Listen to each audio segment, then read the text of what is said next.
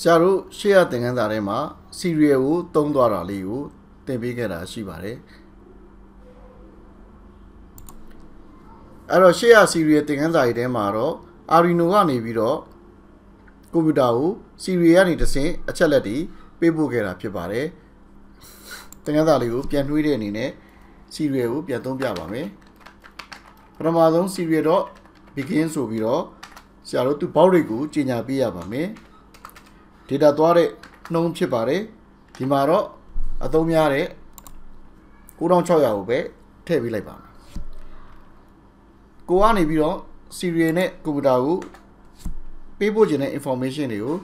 serial.print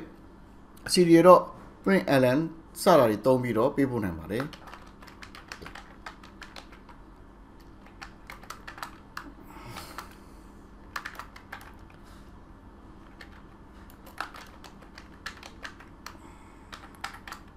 ဒါဒီဆရာတို့ Arduino ကနေပေးပို့တဲ့ data ဖြစ်ကြောင်းသိအောင်လို့ဆရာရေးလိုက်တာဖြစ်ပါတယ်အခုဆိုလို့ရှိရင်ဆရာတို့ဒီမှာ Arduino ကနေပြီးတော့ introduction လေးဝင်လာပါတယ်ဆရာဒီဘက်ကကွန်ပျူတာက serial monitor ကနေပြီးတော့ဒီစာကြောင်းလေးကိုပို့ပေးလိုက်ပါမယ်အဲ့တော့ပို့ပေးလိုက်ပေမဲ့ဒီဘက်မှာပြန်ပြီးတော့ဖမ်းယူတဲ့ program ရေးထားတာမရှိတဲ့အတွက်ကြောင့်ဒီဘက်ကိုပြန်မရောက်လာပါဘူးအဲ့တော့အဲ့လိုမျိုး data အပြန်လှန်ပို့လို့ရအောင်ဘယ်လိုလုပ်မလဲဆရာတို့စဉ်းစားကြည့်ရအောင်အဲ့တော့အခုဆရာတို့ပထမဆုံးဒီကွန်ပျူတာကနေပို့လိုက်တဲ့အခရာတစ်လုံးချင်းစီကိုဖမ်းတဲ့ program လေးသင်ပေးပါမယ်ဒါကြောင့်မလို့ရှေ့မှာဆရာတို့အခရာတစ်လုံးကိုဘယ်လို store လုပ်မလဲဆိုတာကိုရှင်းပြခဲ့တာဖြစ်ပါတယ်အခရာလေးတွေကိုသိဖို့အတွက်ဆိုရင် character variable ကိုသုံးလို့ရပါတယ် char char ဆိုပြီးတော့ variable တစ်လုံးကြီးညာလိုက်ပါမယ်ထားပါတော့ဆရာတို့ ch ဆိုပြီးတော့ကြီးညာလိုက်ပါဒါဆိုရင် ch ဆိုတဲ့အခရာတစ်လုံးသိလို့ရတဲ့ variable အလွတ်ကလေးတစ်ခုဖြစ်လာမှာဖြစ်ပါတယ်ဥဆရာတို့ဘာလုပ်မလဲဆိုတော့ serial ကနေပြီးတော့ data တွေဖတ်ဖို့ကြိုးစားပါမယ်အဲ့တော့ဥပမာလေးတစ်ခုကိုဆရာစဉ်းစားထားတာရှိပါတယ်ဆရာတို့ serial ကနေ data ပို့တယ်ဆိုတာကို parcel ပို့သလိုပဲစဉ်းစားကြည့်အောင် parcel ပို့တဲ့လူကတခြားမျိုးကနေဆိုပါတော့တခြားမျိုးကနေအနည်းဆုံးကားဂိတ်ကနေပြီးတော့ parcel ကိုတင်ပေးမယ်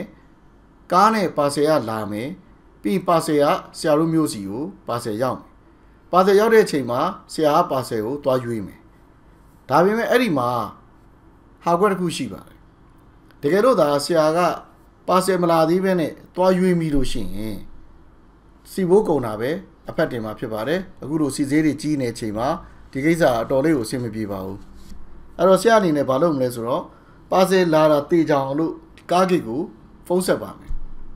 အဲ့တော့ parcel အသိအရေးကြီးတဲ့ parcel ဖြစ်တဲ့အတွက်ကြောင့်အချိန်နဲ့တပြေးညီကားဂိတ်ကို parcel ရောက်ချင်းတိပြီးတော့ရောက်ချင်းသွားယူလို့ရအောင်ဆရာကအဆက်မပြတ်ဖုန်းဆက်ပြီးတော့စုံစမ်းနေပါဖုန်းဆက်လိုက်မယ်မလာသေးဘူးပြောမယ်ချထားလိုက်မယ်ပြန်ဆက်မယ်မလာသေးဘူးပြောမယ်ဟောလာတဲ့အချိန်လေးရောက်တော့ဖုန်းကိုချထားပြီးတော့ဆရာကားနဲ့ parcel သွားရွေးပါမယ်ပြီးရင်ဒီ parcel ကိုယူလာပါမယ်အဲ့တော့ data ပို့တဲ့အချိန်မှာလည်းဒီလိုပါပဲကွန်ပျူတာကပို့လိုက်တဲ့ data ကဆရာတို့ဒီ Arduino ရဲ့ storage တစ်ခုထဲမှာသွားသိမ်းထားပါတယ်အဲ့ဒီသိမ်းထားတဲ့ storage buffer တွေက data ကိုရောက်လားမရောက်လားဆရာတို့စောင့်ကြည့်လို့ရပါတယ်စောင့်ကြည့်တဲ့ function ကတော့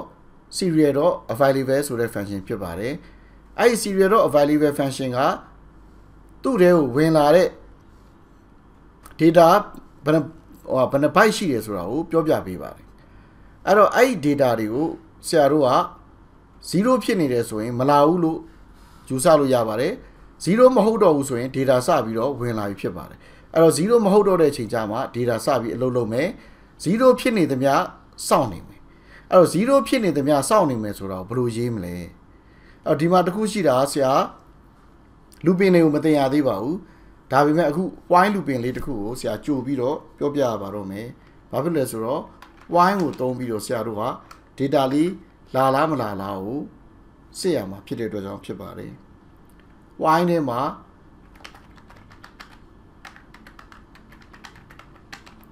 အဲ့တော့ serial dot available function ဒီ0နဲ့2နေမယ်ဆိုရင်ဘာမှမလုပ်ဘဲနဲ့ looping ကိုပဲပြန်ပတ်နေမှာဖြစ်ပါတယ် looping မှာဘာမှမလုပ်ပါဘူးဒီတိုင်းပဲ looping ကအတလွတ်ဒါပြန်ပတ်နေမှာဖြစ်ပါတယ်တကယ်လို့အချိန်တစ်ခုနည်းနည်းစောင့်နေရင်တော့100 millisecond လောက်စောင့်ပြီးတော့မှသွားမိလို့ရပါတယ်ဖုန်းကိုအဆက်မပြတ်ခေါ်နေလို့ရတယ်ဒါမှမဟုတ်ဟလာဖုန်းကင်တဲ့လူကိုဟလာအားနာလို့100 millisecond နေမှာတစ်ခါခေါ်လို့လဲရဒါမြင်သာအောင်ထည့်ထားတာတော်ကြရင်ဒီထဲမှာအလွတ်ကြီးဆိုရင်ဘာလောက်သွားမှမသိလိုက်မှာဆိုလို့ဝိုင်းရဲ့သဘောကဒီထဲကအချက်မှတ်နေသမျှအစာအဆုံးလူပင်လူဖြစ်နေမယ်မှားသွားပြီဆိုတာနဲ့လူပင်တွေကထွက်သွားမယ်မှားသွားတဲ့အချိန်ကအချက်လက်တွေစဝင်လာတဲ့အချိန်ပဲအဲဒီမှာအချက်လက်တွေစဝင်လာပြီးဒီ white တွေကထွက်လာပြီဆိုရင်ဆရာတို့ကအဲ့ဒီ data ကို CH ထဲကိုဖမ်းပြီးတော့ဖတ်ထည့်လိုက်မယ်အဲ့တော့ဖတ်ထည့်လိုက်တာကတော့ဆရာတို့ serial.read ဆိုတာနဲ့ဖတ်ထည့်မှာဖြစ်ပါတယ်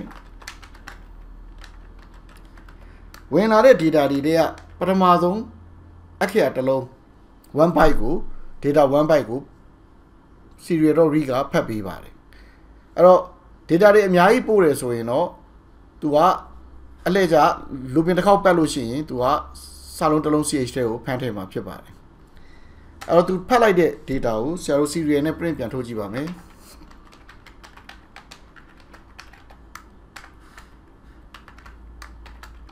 ဒါဆိုလို့ရှိရင် data မလာရင်စောင့်နေမယ် data လာလို့ရှိရင်ဖတ်ပြီးတော့ print ပြန်ထုတ်မယ်ရိုးရိုးလေးပဲစကြည့်အောင်အဲ့တော့ data မလာလို့သူစောင့်နေပါတယ်အဲ့တော့စောင့်နေတာကိုဒီမှာမြင်တော့မမြင်ရဘူးပေါ့အဲ့မြင်ရအောင်လို့ပြီးရင် program ရေးကြည့်ပါဦးမယ်လောတဲ့အခရာလေးတစ်လုံးလောက်ထည့်ကြည့်လိုက်အောင် A ဆိုပြီးဆရာထည့်ကြည့်လိုက်မယ်ပို့လိုက်မယ်ဟောဒါဆို A လေးပေါ်လာပြီ B ဆိုပြီးထည့်လိုက်မယ် B အဲ့တော့ AUNG အောင်လို့ထည့်လိုက်မယ်အဲ့တော့ဘာဖြစ်လို့ဒီလိုတစ်လုံးစီပေါ်တစ်ချောင်းဆင်းသွားလဲဆိုတော့သူတို့ဒီ looping တစ်ခေါက်ကိုတစ်လုံးစီဖတ်တာဖြစ်တဲ့အတွက်ကြောင့်ဖြစ်ပါတယ်နောက်ပြီးတော့တစ်ချောင်းဆင်းမဲ့ data ပေးထားတဲ့အတွက်ကြောင့်အဲ့တော့သူဒီအခရာတစ်လုံးစီပဲဖတ်တယ်ဆိုတာကိုအရေးကြီးတဲ့အချက်တစ်ခုအနေနဲ့မှတ်ထားပါအခုဆရာစောင့်နေမှန်းသိအောင်လို့အဆက်လေးတစ်ဆက်ချပါမယ်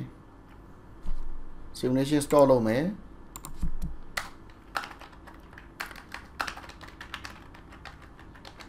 အဲ့တော့ serial print နဲ့တကြောင်မစင်းမဲနဲ့ဆရာအဆက်လေးတစ်ဆက်ပဲချ data မလာမချင်းအဆက်ချနေမယ်အဲ့တော့အဆက်တွေကိုမြင်နေလို့ရှိရင်ဒါသည် data မလာသေးလို့စောင့်နေတာလို့သဘောပေါက်ပါဟောဒီမှာ data မလာသေးလို့စောင့်နေတာ data လာပြီ A data လာပြီ B data လာပြီ C D E အဲ့တော့ဒီလိုမျိုးစောင့်ကြည့်ရင်လည်းရပါတယ်ဒါပေမဲ့ဒါ program ကိုရှုပ်ထွေးစေတဲ့အတွက်ကြောင့်အဆက်ကလေးကိုဆရာတို့ဖြတ်လိုက်ပါမယ်ဟုတ်ပြီ data တွေတော့ဝင်လာပြီအဲ့ဒီဝင်လာတဲ့ data တွေသုံးပြီးတော့ဘာလုပ်ချင်တာလဲ LED တွေတစ်လုံးနဲ့ဆရာတို့စမ်းကြည့်အောင်ထုံးစံတိုင်း breadboard သုံးပြီးတော့ဆရာတို့ LED တွေတစ်လုံးထွန်းပါမယ် breadboard ကိုဆရာအသေးလေးပဲသုံးပါမယ်နောက်ဒီမှာဆရာတို့ LED တစ်လုံးထွန်းမယ် LED ကိုဆရာတို့ ground နဲ့ပါဝါဒီကနေယူမယ်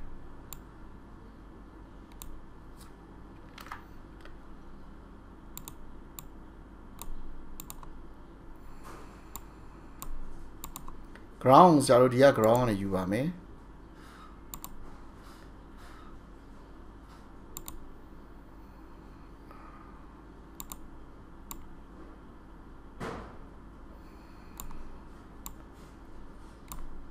အနေရောင်သုံးပါမယ် data ပင်ကတော့ပင်2ကနေပြီးတော့အပေါင်းဘက်ကိုလမ်းပြီးတော့ထိချုပ်ပါမယ်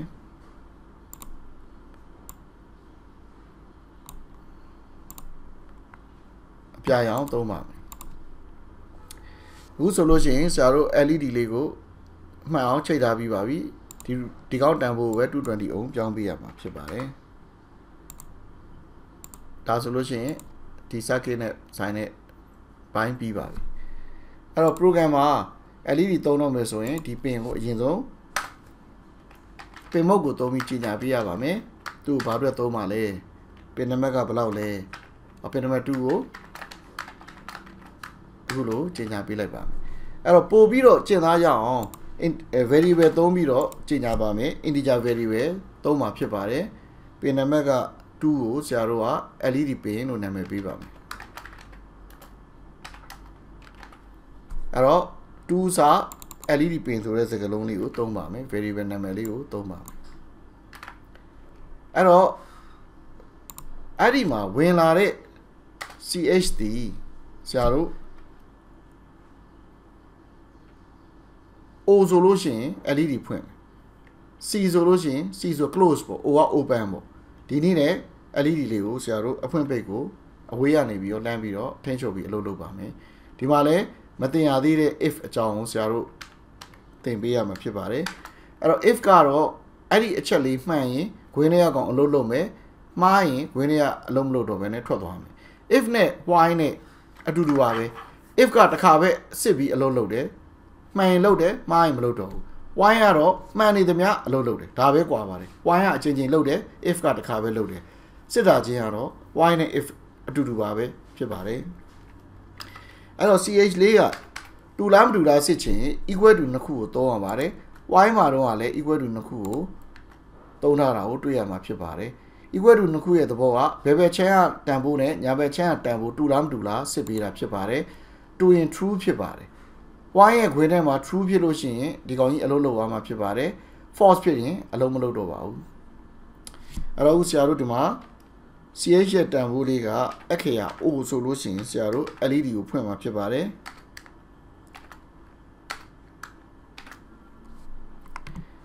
အဲ့တော့ LED ဖွင့်တာဆရာတို့ pin နံပါတ်ကိုဖွင့်ပေးရမှာဖြစ်ပါတယ်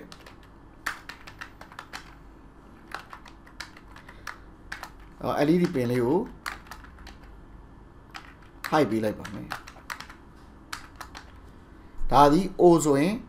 ဆရာတို့ LED ကိုထွန်းပေးလိုက်မယ် program ဖြစ်ပါတယ်တကယ်လို့ C ဆိုရင်တော့ပြန်ပိတ်ပါမယ်ဒါဒီဆရာတို့ဝင်လာတဲ့ input ပေါ်မှာမူတည်ပြီးတော့အလုပ်လုပ်အောင်ဆရာတို့ရေးထားတာဖြစ်ပါတယ်အမိန့်ကိုကွန်ပျူတာကနေပြီးတော့လှမ်းပို့မယ် Arduino ကအမိန့်တိုင်းအလုပ်လုပ်မယ်ဦးဆရာတို့စမ်းကြည့်ပါမယ်အဲ့တော့အခုဆရာ O ဆိုပြီးပို့လိုက်ပါမယ် LED လေးကိုမြင်သာအောင်ကြည့်ပါမယ် O ဆိုရင်လင်းသွားပါပြီ C ဆိုပြီးပို့ကြည့်ပါမယ် C ဆိုရင်ပြန်ပိတ်သွားပါပြီကဲဆရာတို့ဒီနည်းနဲ့ LED ဒီမကဘူးတခြားပစ္စည်းတွေကိုလည်းထိန်းချုပ်လို့ရပါတယ်အဲ့တော့တခြား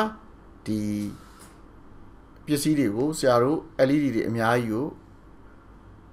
အခရာလေးတွေပို့ပြီးတော့ control လုပ်ပြီးတော့ရေးကြည့်ပါဒီနေ့သင်ခန်းစာလေးကိုဒီလောက်နဲ့ပဲအဆုံးသတ်လိုက်ပါမယ်အားလုံးကိုကျေးဇူးတင်ပါတယ်